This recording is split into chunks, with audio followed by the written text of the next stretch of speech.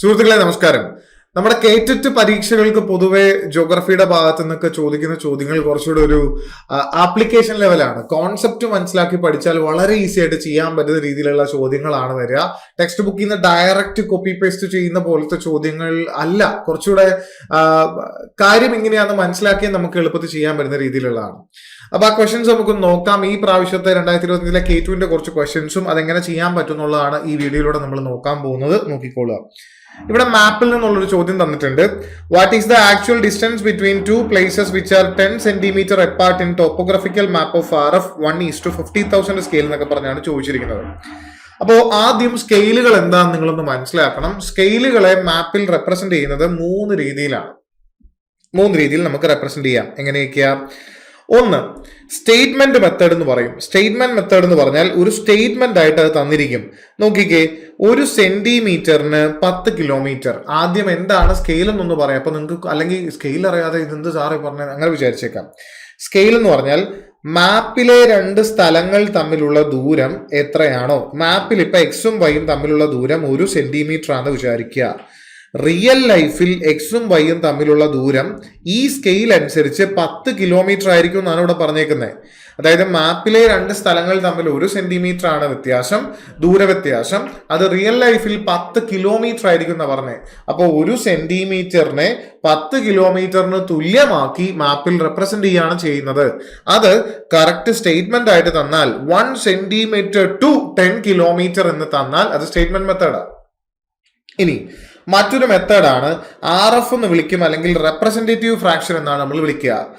RF മെത്തേഡിന്റെ പ്രത്യേകത എന്ന് പറഞ്ഞാൽ അവിടെ പ്രത്യേകിച്ച് ഒരു യൂണിറ്റ് അതിൽ തന്നിട്ടുണ്ടാവില്ല. നമുക്ക് ഇഷ്ടമുള്ള യൂണിറ്റ് ഒക്കെ ഉപയോഗിക്കാം.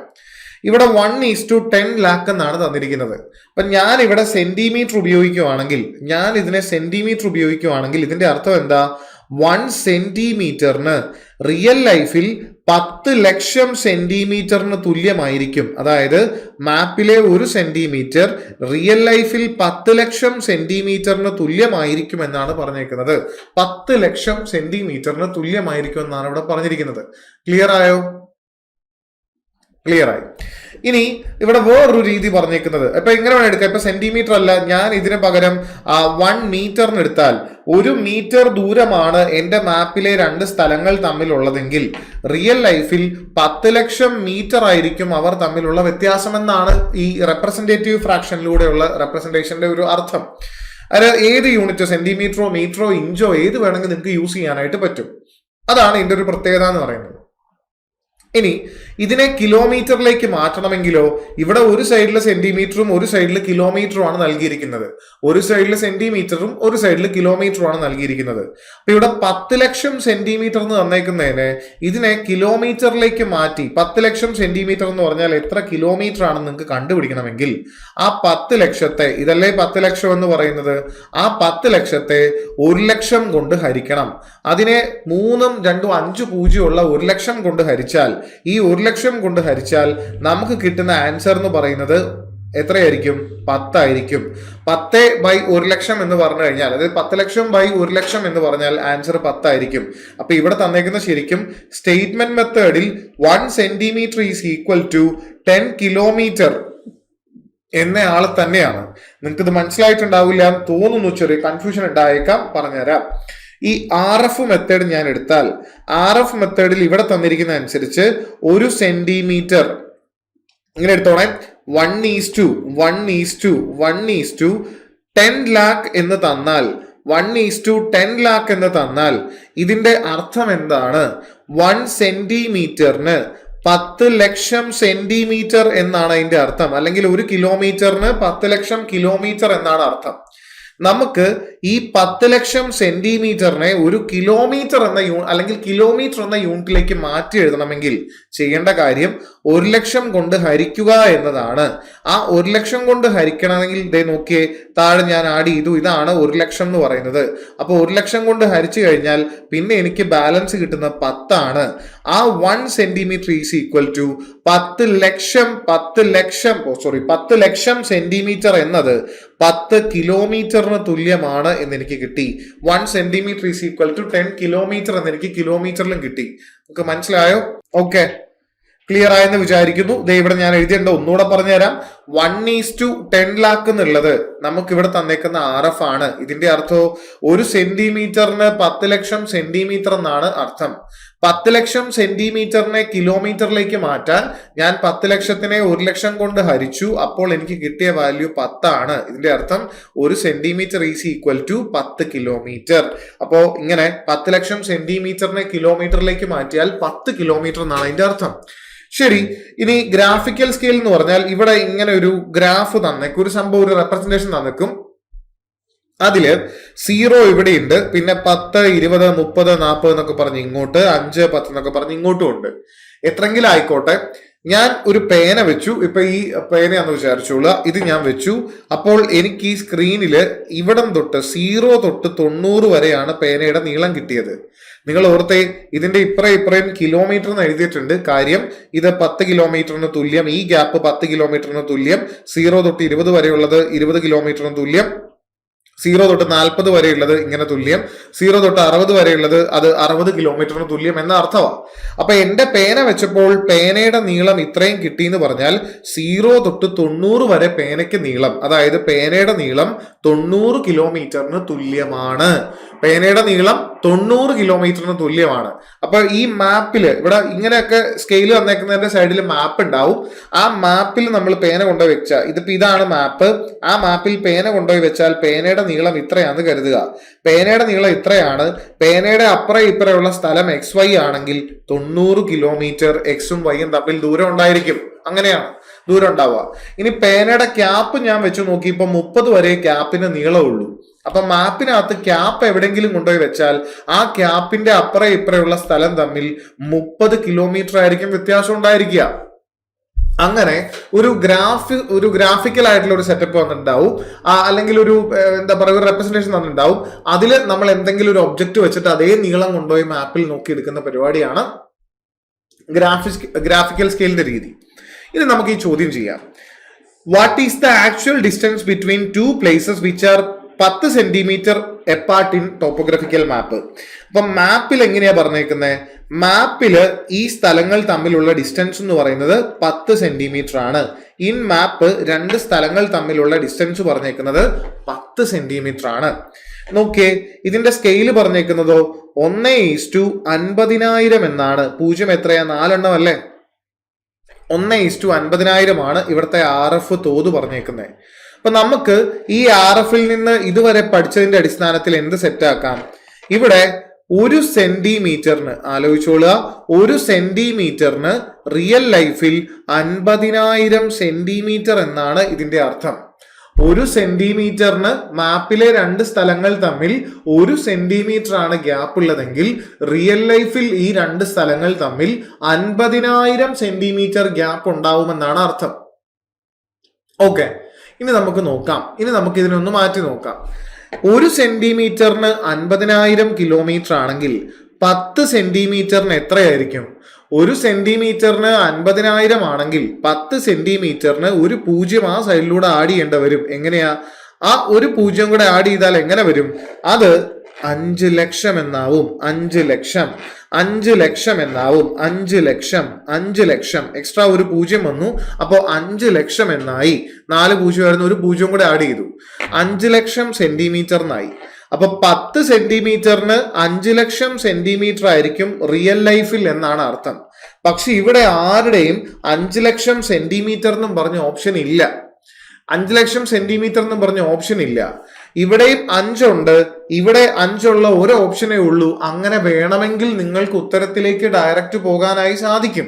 പക്ഷേ നമുക്ക് ശരിക്കും ചെയ്യാം. ഇവിടെ ഇനി ടു ചേഞ്ച് ടു കിലോമീറ്റർ, കിലോമീറ്ററിലെ മാറ്റണമെങ്കിൽ divide it by 1 lakh, divide it by 1 lakh, 1 ലക്ഷം കൊണ്ട് ഹരിക്കണം. അപ്പോ 5 ലക്ഷത്തെ നോക്കണേ, 5 ലക്ഷത്തെ 1 ലക്ഷം കൊണ്ട് ഹരിച്ചാൽ, 5 ലക്ഷത്തെ 1 ലക്ഷം കൊണ്ട് ഹരിച്ചാൽ നമുക്ക് എത്ര കിട്ടും? 5 ലക്ഷത്തെ 1 ലക്ഷം കൊണ്ട് ഹരിച്ചാൽ നമുക്ക് കിട്ടുന്ന വാല്യൂ 5 ആയിരിക്കും അല്ലെ? ഈ സ്റ്റെപ്പ് ഇവിടെ ഞാൻ എഴുതിയിട്ടുണ്ട്. To change to kilometre divide it by 1 lakh എന്നാണ്. ഇതിനെ ഞാൻ 1 lakh കൊണ്ട്, അതായത് ഇയാളെ ഞാൻ 1 lakh കൊണ്ട് ഡിവൈഡ് ചെയ്യുകയാണ്. 1 lakh കൊണ്ട് ഡിവൈഡ് ചെയ്താൽ എനിക്ക് എത്ര കിട്ടും? എനിക്ക് കിട്ടുന്ന വാല്യൂ എന്ന് പറയുന്നത് 5 ആണ്. 5. അപ്പോ 5 കിലോമീറ്റർ 10 സെന്റിമീറ്ററിന് തുല്യമായി ഇവിടെ 5 കിലോമീറ്റർ എന്ന് എനിക്ക് പറയാം. സോ ആൻസർ ഏതാ? Answer D option. ഇങ്ങനെ നമുക്ക് ചെയ്യാം. ഇതാണ് പറഞ്ഞത്. വെറുതെ എന്താണ് RF എന്നല്ല ഇവിടെ ചോദിച്ചേക്കുന്നത്. RF തന്നിട്ട് 10 സെന്റിമീറ്റർ എപ്പാർട്ട് ആണെങ്കിൽ റിയൽ ലൈഫിൽ എത്രയായിരിക്കും, ഇങ്ങനെയാണ് ചോദ്യം തന്നേക്കുന്നത്. സോ സെന്റിമീറ്ററും കിലോമീറ്ററും ആണ് മിക്കവാറും ചോദ്യങ്ങളിൽ വരിക. ഈ രീതിയിൽ നിങ്ങൾക്ക് ചെയ്യാൻ പറ്റും, ബുദ്ധിമുട്ടൊന്നും ഉണ്ടാവുകയില്ല. ഓക്കെ. അടുത്ത ക്വസ്റ്റ്യൻ നമുക്ക് ചെയ്യാം. നെക്സ്റ്റ് അടുത്തൊരു ചോദ്യത്തിലേക്ക് നമുക്ക് പോവാം. Longitudinal extent of India. ഇതൊക്കെ ഡയറക്റ്റ് ചോദ്യമാണ്. ഇത് കോൺസെപ്ച്വൽ ചോദ്യം എന്നല്ല, ഡയറക്റ്റ് ഫാക്ട് ചോദിക്കുന്നതാണ്. ലോഞ്ചിറ്റ്യൂഡിനൽ എക്സ്റ്റെന്റ് ഓഫ് ഇന്ത്യ എന്ന് പറഞ്ഞു ചോദിച്ചാൽ നിങ്ങൾ ആദ്യം മനസ്സിലാക്കേണ്ടത്, ഇന്ത്യ ഒരു ചതുരമാണെങ്കിൽ ഇന്ത്യയുടെ ഇടതുഭാഗത്ത് ഇങ്ങനെ നോർത്ത് ടു സൗത്ത് വരയ്ക്കുന്ന ആൾക്കാരാണ് ലോഞ്ചിറ്റ്യൂഡ് ലൈൻ എന്ന് പറയുന്നത്. അപ്പൊ ഇന്ത്യ ഒരു ചതുരമാണെന്ന് വിചാരിക്കുക. ഇത് ഇന്ത്യ. ഇന്ത്യയുടെ ഇടതുഭാഗത്തൂടി പോകുന്ന രേഖ എന്ന് പറയുന്നത് ഇങ്ങനെ നോർത്ത് ടു സൗത്ത് പോകുന്ന രേഖ, ഇന്ത്യയുടെ കിഴക്ക് ഭാഗത്തൂടെ പോകുന്ന നോർത്ത് ടു സൗത്ത് പോകുന്ന രേഖ. ഈ 2 രേഖകൾ, ഇത് സപ്പോസ് X, ഇത് Y ആണെങ്കിൽ ഈ 2 ലൈനിന്റെയും പേരാണ് ചോദിച്ചേക്കുന്നത്. ഇന്ത്യ സ്ഥിതി ചെയ്യുന്നത്, ഇത് നോക്കിക്കേ, ഇങ്ങനെ ഞാൻ ഭൂമിയെ ഒന്ന് ഭാഗിച്ചാൽ ഇന്ത്യ സ്ഥിതി ചെയ്യുന്നത് നോർത്തേൺ ഹെമിസ്ഫിയറിലാണ് ഇന്ത്യ സ്ഥിതി ചെയ്യുക. അതുകൊണ്ട് ഇന്ത്യയിലൂടെ കടന്നു പോകുന്ന അക്ഷാംശങ്ങൾ അഥവാ ലാറ്റിറ്റ്യൂഡുകളെല്ലാം നോർത്ത് വെച്ചിട്ടുള്ള ലൈൻ ആയിരിക്കും. ഇന്ത്യയിലൂടെ കടന്നു പോകുന്ന അക്ഷാംശങ്ങൾ അഥവാ ലാറ്റിറ്റ്യൂഡ്. ഇനി ഇന്ത്യ സ്ഥിതി ചെയ്യുന്നത് വേറെ, ഇങ്ങനെ നമ്മൾ ഭൂമിയെ മുറിച്ചാൽ 0 ഡിഗ്രി ലോഞ്ചിറ്റ്യൂഡിൽ വെച്ചായിരിക്കും മുറിക്കുക, അഥവാ ഗ്രീനിച്ചിൽ വെച്ചായിരിക്കും മുറിക്കുക. ആ ഗ്രീനിച്ചിന്റെ കിഴക്കേ സൈഡിലാണ് ഇന്ത്യ വരിക. India is located in eastern hemisphere നമുക്ക് പറയാം. ലോകത്തിലെ ഈസ്റ്റേൺ ഹെമിസ്ഫിയർ ഭാഗത്താണ് ഇന്ത്യ ലൊക്കേറ്റ് ചെയ്തേക്കുന്നത്. ഈസ്റ്റേൺ ഹെമിസ്ഫിയറിലൂടെ പോകുന്ന എല്ലാ ലോഞ്ചിറ്റ്യൂഡിന്റെയും എല്ലാ നമ്മുടെ രേഖാംശത്തിന്റെയും കൂടെ ഇ എന്ന് പറയുന്ന ലെറ്റർ ഉണ്ടായിരിക്കും. ഇ എന്ന് പറയുന്ന ലെറ്റർ തീർച്ചയായിട്ടും ഉണ്ടായിരിക്കും. ഈ കോൺസെപ്റ്റ്, ഈ ലോജിക്ക് ഉണ്ടെങ്കിൽ നമുക്ക് കുറച്ച് ആദ്യം തന്നെ ഓപ്ഷൻ ഔട്ട് ചെയ്യാനായിട്ട് സാധിക്കും. ഒന്ന് തന്നെ ആദ്യമേ ഓപ്ഷൻ ഔട്ട് ചെയ്യാനായിട്ട് പറ്റും. നോക്കാം. ലോഞ്ചിറ്റ്യൂഡിനൽ എക്സ്റ്റെന്റ് ആണ് ചോദിച്ചിരിക്കുന്നത്. അതുകൊണ്ട് തന്നെ ഉത്തരത്തിൽ ഇന്ത്യയുടെ ലോഞ്ചിറ്റ്യൂഡിനൽ എക്സ്റ്റെന്റ് ആയതുകൊണ്ട് തന്നെ ഉണ്ടാവത്തുള്ളൂ. മാത്രമേ ഉണ്ടാവത്തുള്ളൂ.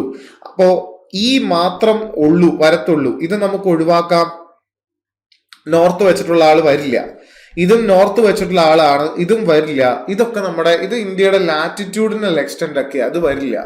പിന്നെ ചാൻസ് ഉള്ളത് ഇയാൾക്കൊരു ചാൻസ് ഉണ്ട്, ഇവിടെയും നമുക്കൊരു ചാൻസ് ഉണ്ട്.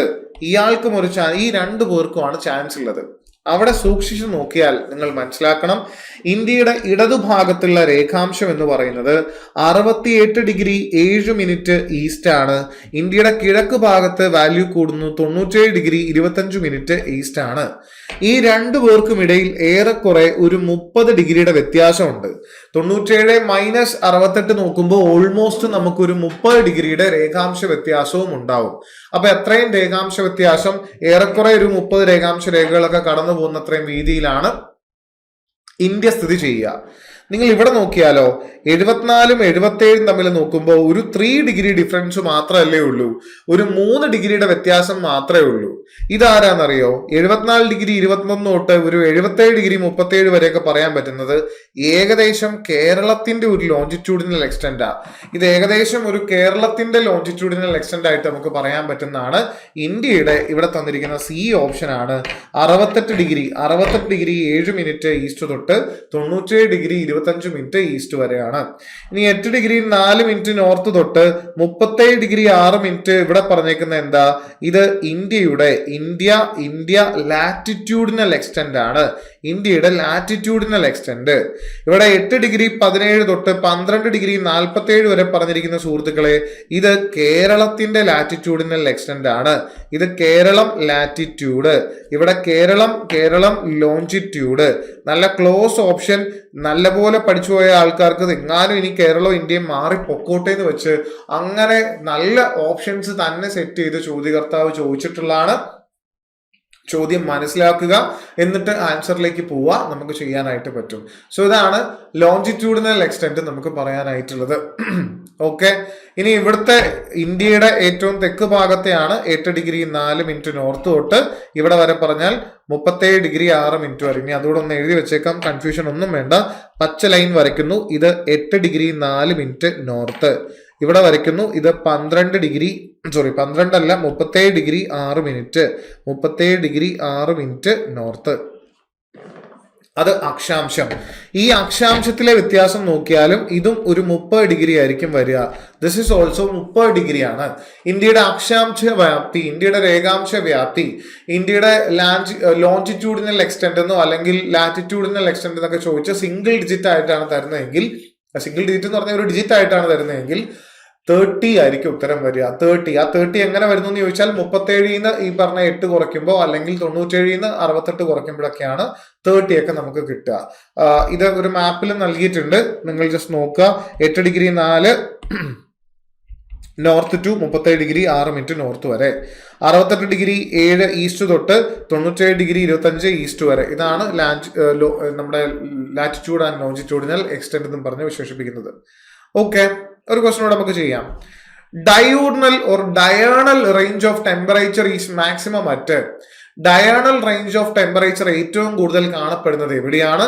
ഹോട്ട് ഡെസേർട്ടിലാണോ, മൗണ്ടൻ പീക്കിലാണോ, കോസ്റ്റൽ റീജിയനിലാണോ, ഓഷ്യൻ സർഫസിലാണോ എന്നൊക്കെയാണ് ചോദിച്ചിരിക്കുന്നത്.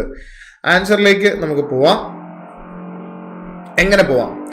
ആദ്യം ഇത് എന്താണെന്ന് മനസ്സിലാക്കണം. ഡയേണൽ റേഞ്ച് ഓഫ് ടെമ്പറേച്ചർ എന്ന് പറഞ്ഞാൽ അതിന്റെ ഇക്വേഷൻ ഇങ്ങനെയാണ്.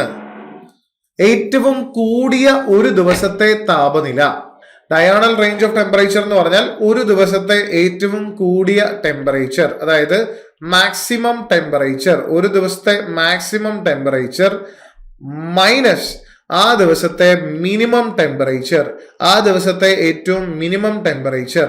അപ്പൊ നമുക്കൊരു വാല്യൂ കിട്ടും. അതാണ് ഡയേണൽ റേഞ്ച് ഓഫ് ടെമ്പറേച്ചർ. ഒരു ദിവസത്തെ കൂടിയ താപനില മൈനസ് ആ ദിവസത്തെ കുറഞ്ഞ താപനില ഈസ് ഈക്വൽ ടു ഇത് ഡയേണൽ റേഞ്ച് ഓഫ് ടെമ്പറേച്ചർ. ഇതിനെ നമ്മൾ മലയാളത്തിൽ വിളിക്കുന്ന പേര് ദൈനിക താപാന്തരം എന്നാണ്. ദൈനിക ഒരു ദിവസത്തെ താപാന്തരം. ഓക്കെ, ഇത് ഏറ്റവും കൂടിയത് എവിടെയാണെന്നാണ് ചോദ്യം. ഇത് ഏറ്റവും കൂടിയത്, അതായത് പകല് നല്ലതുപോലെ ചൂട് കൂടുന്നു, 40-45 ഡിഗ്രി സെൽഷ്യസ് എന്നൊക്കെ പറഞ്ഞ് കൂടുന്നു. രാത്രി നല്ലതുപോലെ ചൂട് കുറയുന്നു, ചിലപ്പോൾ 15 ഡിഗ്രി സെൽഷ്യസ് എന്നൊക്കെ പറഞ്ഞ് ചൂട് കുറയാ. അങ്ങനെയാണ് ഇവിടുത്തെ ഡിഫറൻസ് എത്രയായിരിക്കും? 45-ഉം 15-ഉം 25, 35, 45, 30ന്റെ ഡിഫറൻസ് ആണ് വന്നേക്കുന്നത്. 30 ഡിഗ്രി സെൽഷ്യസിന്റെ ഡിഫറൻസ് ആണ് ആകമാനം വന്നേക്കുന്നത്. 45 വരെ കൂടിയിട്ട് 15 വരെ കുറയാന്നൊക്കെയാണ് പറഞ്ഞേക്കുന്നത്. ഓക്കെ, ഇനി ഇത് ഒരു കടലിന്റെ അടുത്തുള്ള സ്ഥലമാണെങ്കിൽ, കോസ്റ്റൽ റീജിയൻ ആണെങ്കിലുള്ള പ്രത്യേകത എന്ന് പറഞ്ഞാൽ കര നല്ലതുപോലെ ചൂട് പിടിച്ച് 45ലേക്കൊക്കെ പോവാന്ന് വിചാരിക്കും. കര നല്ലതുപോലെ ചൂട് പിടിക്കാൻ പെട്ടെന്ന് ചൂടാവാൻ ശ്രമിക്കുമ്പോൾ കടല് പയ്യെ ചൂട് പിടിക്കത്തുള്ളൂ. അപ്പൊ കടല് കരയിൽ നിൽക്ക്, ചൂട് പിടിക്കില്ലെന്ന് പറഞ്ഞ് പിടിച്ചു നിർത്തും.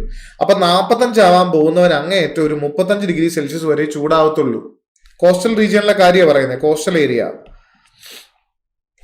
ഇനി രാത്രിയാവുമ്പോൾ ഈ കര നല്ലപോലെ 35 വരെ ചൂട് പിടിച്ചു കളഞ്ഞാൽ ശരിക്കും അങ്ങ് തണുത്തേക്കാന്ന് പറഞ്ഞ് 15 വരെയൊക്കെ തണുത്തേക്കാന്ന് പറഞ്ഞു പോകും.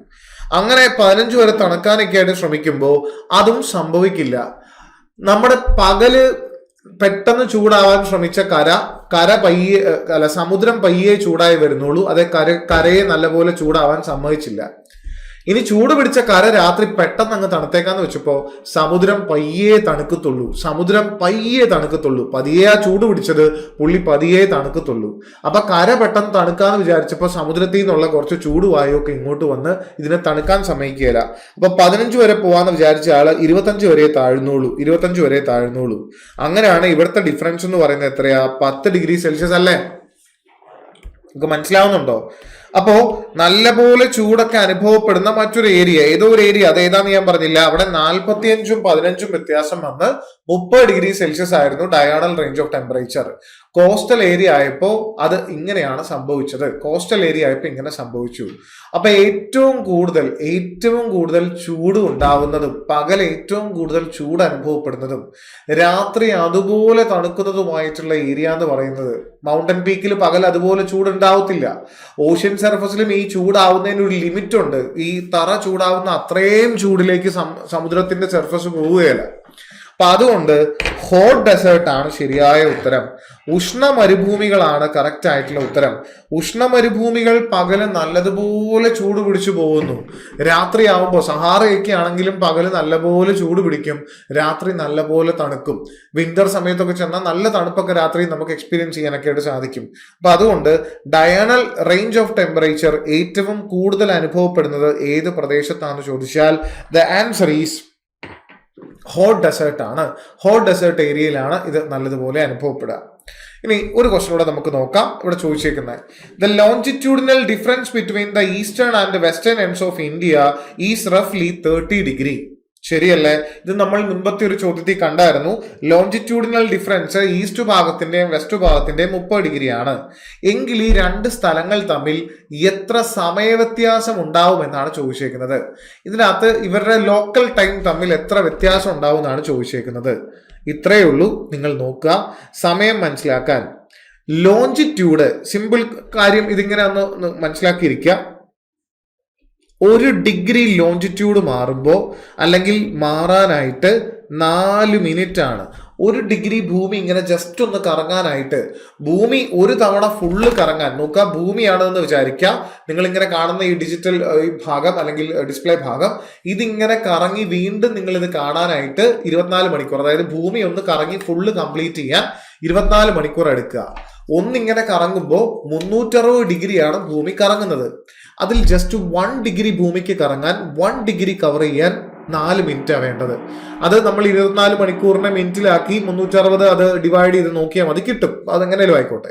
1 ഡിഗ്രി ജസ്റ്റ് ഇങ്ങനെ 1 ഡിഗ്രി കറങ്ങാൻ, ഒറ്റ ഡിഗ്രി ഇങ്ങനെ കറങ്ങാൻ 4 മിനിറ്റ് ആണ്. ഇനി ഇത് 15 ഡിഗ്രി കറങ്ങാനാണെങ്കിൽ ഒറ്റ ഡിഗ്രിക്ക് 4 മിനിറ്റ്, അപ്പൊ 15 ഡിഗ്രിക്ക് എത്ര മിനിറ്റാ പറ? 1 ഡിഗ്രിക്ക് 4 മിനിറ്റ്, അപ്പോൾ 15 ഡിഗ്രിക്ക് എത്ര മിനിറ്റാ? 15 ഡിഗ്രിക്ക് ആണെങ്കിൽ 4 minute into 15 which is equal to 60 minute. എന്ന് വെച്ചാൽ 15 ഡിഗ്രിക്ക് ശരിക്കും 60 മിനിറ്റ് എന്ന് പറഞ്ഞാൽ 1 മണിക്കൂറാണ് വ്യത്യാസം വരിക. 15 ഡിഗ്രിക്ക് 1 മണിക്കൂർ വ്യത്യാസം വരും. അപ്പൊ 15 ഡിഗ്രിക്ക് 1 മണിക്കൂറാണ് വ്യത്യാസം വരുന്നതെങ്കിൽ ഇവിടെ ചോദ്യകർത്താവ് ചോദിച്ചേക്കുന്നത് 15-1 30 ഡിഗ്രിയാണ് വ്യത്യാസം. ഇത് 15, 30 ഡിഗ്രി കവർ ചെയ്യാൻ, അതായത് ഭൂമി ഇങ്ങനെ 30 ഡിഗ്രി കവർ ചെയ്യാൻ ഈ രണ്ട് ലോഞ്ചിറ്റ്യൂഡും തമ്മിലുള്ള ഡിഫറൻസ് 30 ഡിഗ്രിയാണ്. ആ 30 ഡിഗ്രി കവർ ചെയ്യാൻ എത്രയായിരിക്കും? 15 ഡിഗ്രിക്ക് 1 അവർ, അപ്പൊ 30 ഡിഗ്രിക്ക് എത്രയാ? 30 ഡിഗ്രിക്ക് 2 അവർ ആണ് ആൻസർ വരിക. 30 ഡിഗ്രി കവർ ചെയ്യാൻ ഭൂമിയുടെ നമ്മുടെ ഇന്ത്യയുടെ കിഴക്കേ രേഖാംശവും പടിഞ്ഞാറേ രേഖാംശവും തമ്മിൽ 2 മണിക്കൂറിന്റെ സമയവ്യത്യാസമാണ് ഉണ്ടായിരിക്കുക. ആ 2 മണിക്കൂറിന്റെ സമയവ്യത്യാസം ഫീൽ ചെയ്യാതിരിക്കാനായിട്ട് ഇതിന്റെ രണ്ടിന്റെയും ഏറെക്കുറെ നടുക്ക് വരുന്ന IST ലൈൻ എന്ന് പറയുന്ന ഇന്റർനാഷണൽ സ്റ്റാൻഡേർഡ് ടൈം ലൈൻ, ഇന്ത്യയുടെ സ്വന്തം സ്റ്റാൻഡേർഡ് ടൈം ലൈൻ ആയിട്ട് ഇവിടെ ഒരു രേഖ നമ്മൾ IST ലൈൻ പരിഗണിച്ചിട്ടുണ്ട്. ആ രേഖയെ ആസ്പദമാക്കിയാണ് നമ്മൾ സമയം കാണുക. അത് 82.5 ഡിഗ്രി ഈസ്റ്റ് രേഖയാണ്. ഇന്ത്യയുടെ പ്രാമാണിക സമയരേഖ എന്ന് വിളിക്കും. അപ്പൊ ഇവിടുത്തെയും ടൈമൊക്കെ എടുക്കാൻ പോയാൽ ഇവിടുത്തെ സമയം എടുത്താൽ ഇവിടുത്തെ സമയം തമ്മിൽ നല്ല വ്യത്യാസമുണ്ട്. ഇതിനെ ബാലൻസ് ചെയ്യാൻ വേണ്ടിയിട്ടാണ് ഈ നടുക്ക് ഭാഗത്തെ നമ്മൾ സമയമൊക്കെ എടുത്തിരിക്കുന്നത്. അപ്പൊ നിങ്ങൾക്കൊരു ധാരണ കിട്ടിയെന്ന് വിചാരിക്കുന്നു. ഏകദേശം ഈ ചോദ്യങ്ങളൊക്കെ വരുന്നത് എങ്ങനെയാണ്, ഇത് രണ്ടോ ആപ്ലിക്കേഷൻ ലെവൽ ചോദ്യം മാറുന്നത് എങ്ങനെയാണ്. അപ്പൊ നിങ്ങൾ പഠിക്കുമ്പോൾ കോൺസെപ്ച്വൽ ക്ലാരിറ്റിയോട് കൂടി നന്നായി പഠിക്കാനായിട്ട് ശ്രമിക്കുക. ഓക്കെ, ഇങ്ങനെ നിങ്ങൾക്ക് പഠിക്കാനായിട്ട് നമ്മളുടെ അവൈലബിൾ ആയിട്ടുള്ള ബാച്ചുകൾ ഒന്ന് പരിചയപ്പെടുത്തുകയാണ്. ഇപ്പൊ നമുക്ക് അവൈലബിൾ ആയിട്ടുള്ള നിങ്ങൾക്ക് ജോയിൻ ചെയ്യാൻ പറ്റുന്ന ബാച്ചുകളാണ് കേറ്റഡ് കാറ്റഗറി 1-നും കാറ്റഗറി 3-ക്കും കാറ്റഗറി 2-നും ആയിട്ടുള്ള ബാച്ചസ് അവൈലബിൾ ആണ്. 1499 രൂപയാണ് കാറ്റഗറി 1-ന്. കാറ്റഗറി 3-ക്ക് 2499 രൂപയാണ്. ഇനി 2-നാണെങ്കിൽ 1999 രൂപയുമാണ് പ്രൈസ് വരിക. നിങ്ങൾക്ക് ജോയിൻ ചെയ്യാം. ലൈവ് ആയിട്ടുള്ള ക്ലാസ്സുകളും റെക്കോർഡർ ആയിട്ടുള്ള ക്ലാസ്സുകളും എല്ലാം അവൈലബിൾ ആയിരിക്കും. അപ്പോൾ എന്തെങ്കിലും ഡൗട്ട്സോ കാര്യങ്ങളൊക്കെ ഉണ്ടെങ്കിൽ നിങ്ങൾക്ക് വിളിക്കാൻ പറ്റുന്ന നമ്പറാണ്. നിങ്ങൾക്ക് വിവരങ്ങളൊക്കെ അറിഞ്ഞിട്ട് ജോയിൻ ചെയ്യാം. 9995100800 ഈ നമ്പറിൽ വിളിച്ചാൽ വിശദ വിവരങ്ങളൊക്കെ അറിയാൻ പറ്റുന്നതാണ്. അപ്പോൾ ഉഷാറായിട്ട് പഠിക്കുക, കേട്ടിട്ട് നമ്മുടെ കയ്യിലിരിക്കട്ടെ. അപ്പോൾ all the best. Thank you.